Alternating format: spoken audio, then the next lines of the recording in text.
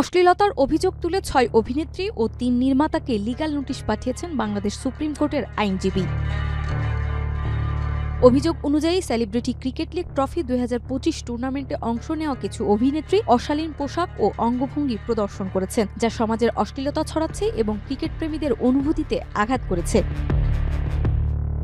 নোটিশপ্রাপ্তদের মধ্যে রয়েছে অভিনেত্রী কেয়া পায়েল, মারিয়া মিম, মারুফা আক্তার জামান, সিনথিয়া ইসলাম, শাম্মী ইসলাম নীলা, আলিশা এবং নির্মাতা প্রবীর রায় চৌধুরী, গিয়াসউদ্দিন সেলিম ও তানিম রহমান অংশু। টুর্নামেন্ট চলাকালীন অভিনেত্রী মারিয়া মিম এক সাক্ষাৎকারে দেওয়া বক্তব্যে বলেন, ফিগার যদি না দেখাতে পারি তাহলে কিভাবে হলো, উল্লেখ করে তা অশ্লীলতার প্রমাণ হিসেবে দেখানো হয়েছে।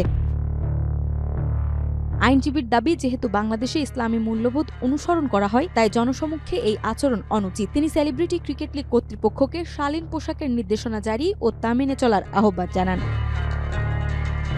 নোটিশে আগামী ১৫ দিনের মধ্যে এই বিষয়ে ব্যাখ্যা দিতে বলা হয়েছে, অন্যথায় সংশ্লিষ্টদের বিরুদ্ধে আইনি ব্যবস্থা নেওয়া হবে। নাজমা, মাইটিভি।